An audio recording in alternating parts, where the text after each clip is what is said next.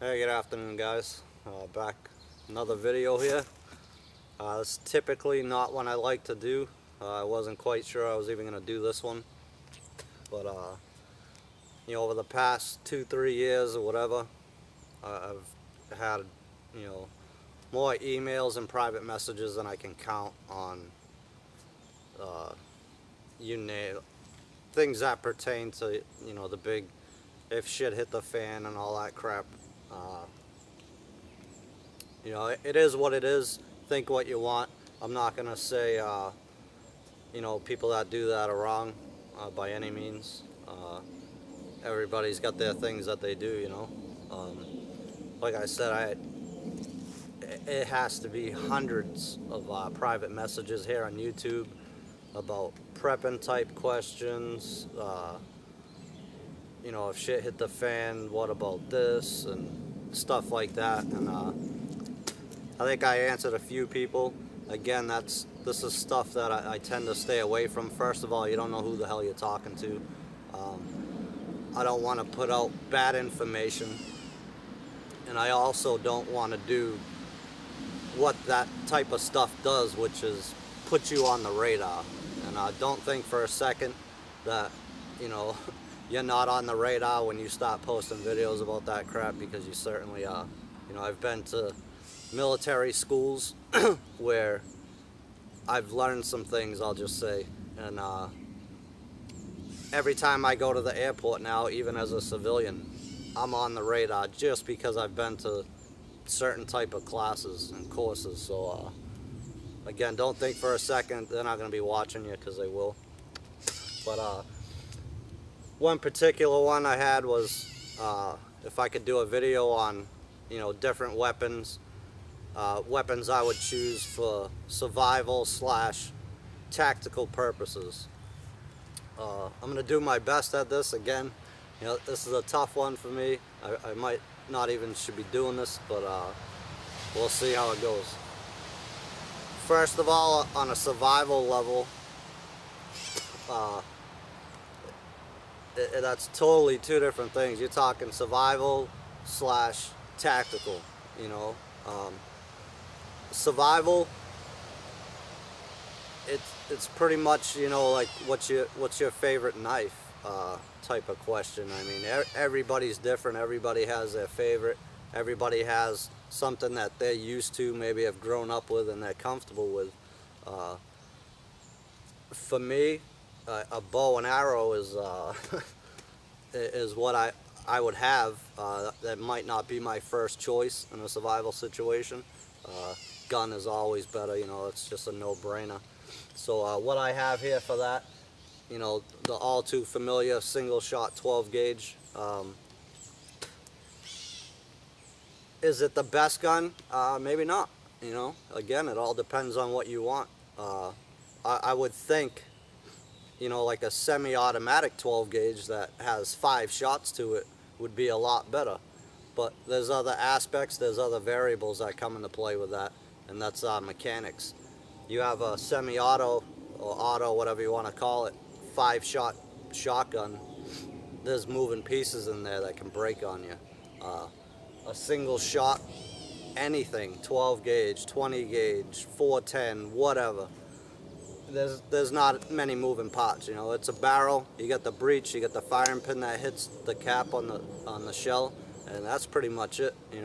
So there's not a whole lot on something like that can break on you. So it's gonna last you, if you're in a situation like that.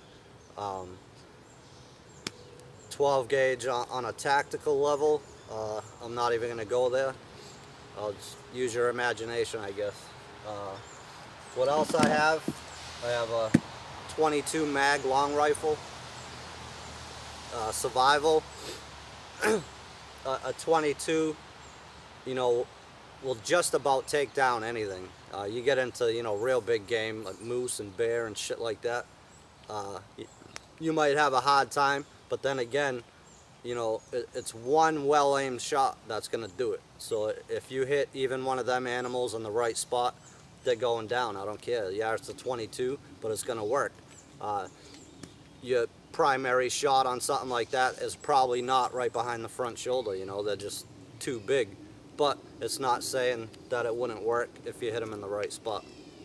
The reason behind that for me is it's cheap, it's compact, it's not as heavy as some of the other ones. Even though this is a Savage, it's got a little bit of weight to it, but it's not bad. But it can get out there and touch someone too, you know. Not someone, an animal, you know, at far distances. So, and they're pretty much out of the box, you know, they're pretty accurate. They got a lot of great reviews on them, and it's a small hole, ammo's cheap, you know, again, a lot of things that come into play with that type of choice. So that would be my two, or three, as far as a survival situation. So 12 gauge, 22, and I would have my bow, you know. You can always make arrows in the field, and I've argued this before too, in comments or private messages. Yeah, firearms should be your first choice in a survival situation if you could have one, because it's just so much easier to take game with them. Yet, a bow and arrow, if you run out of arrows, you can make more. You can nap points, you can fletch your own arrows, you can make them. That type of stuff can be done right here with the crap around you. Good luck to you when you run out of ammo, you know. If I run out of all the ammo I have to carry for this, that's another thing. You get into carrying more weight. How much ammo are you going to carry, you know? Yeah, I'm sure you can run across places here and there where you could stumble across some, maybe find some. But I mean, after you run out of ammo with something like this, it's pretty much a friggin' paperweight. You could crack the barrel open and use it to stoke your fire maybe, but that's about it. So, you know, it's a kind of a toss up there too. Yeah, firearms should probably be your first choice, but I would always have a bow and arrow just because it's an endless supply of ammo out here, and that's my reason behind that. The only other one I have right here is a 45 Ruger. This is what I carry for a sidearm. It's pretty nice. I've had it for quite a while now. Probably friggin' 12, 15 years, something like that. But it's got some cool things, some cool features. It's got an extra safety feature which some people don't like, meaning I could have a round chambered, but if a clip isn't in here, it's not going to fire, so it's an extra safety. You know, it is what it is. But when I went to purchase the handgun, you know, because I don't get into, you know, a lot of ballistics and crap like that. You know, I've done some sniper type training, so I do know some things, but it's not so important to me that I try to remember it all. But when I went to pick this up, there was a 9mm Beretta in the cabinet. There was a couple Glocks. One of the Glocks, I don't care for Glocks because I don't like the trigger system they have on them. Some people love it, I don't, but that's like the only safety, so I tend to stay away from that. But it was a beautiful looking pistol. I almost bought it, and then there was this one, and I kind of asked the guy, because I don't know everything, especially when I bought it. That was quite a while ago, and I asked him, hey, you know, what's the difference between these guns here? And he told me, well, if you want, when you pull the trigger, you know, if you had to shoot somebody, if and when you shoot them, if you want them to fall down, go with the 45. He's like, if you don't care about that, then you can go with a 9mm. So, you know, hey, I'll buy it. I'll take the 45. That's exactly what I'm looking for. So, purpose specific, you know.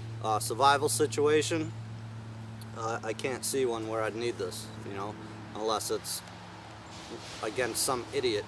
But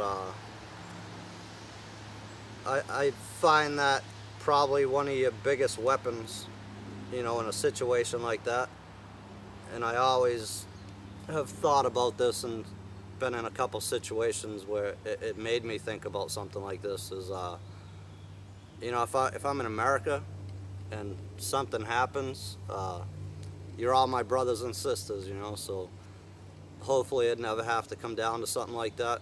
I wouldn't have to make a decision like that. And where I'm going with this is, again, you know, the biggest weapon you have on you is your brain, you know. So there's a lot of things you can do to deter or defer, you know, something like that happening, and that's just choosing the right things to say and knowing how to handle situations like that. So that's always your best bet. It should always be your first move. You know, you could talk yourself pretty much out of anything. You know, egos aside, let bygones be bygones, whatever the hell you want to call it. Usually you can diffuse a situation, you know, that may escalate to having to do something like that, just by words, you know. So highly recommend that. So again, the 45 on a survival level, you know, if you're out in the woods and a bear comes up on you or something, you know, that's probably reach for this over the 22, but I can't think of anything really. And again, to use it on somebody, you know, think about what you're doing, you know. Just take that pause and, you know, reconsider your options, reevaluate your options, and try to make the best informed decision that you can. So that's that. Again, not my favorite topic to talk about, but I did have quite a few requests to do it, so I tried my best. Hopefully answered your questions and showed you what you wanted to see, and that's about it. 12 gauge single shot, 22 mag long rifle, and a 45 Ruger is my choices, along with the bow and arrow. So thank you guys for tuning in. Sure, I'm gonna get some comments on this one, but hey, it is what it is, right? So thanks for watching, guys, and we'll see you soon with another one.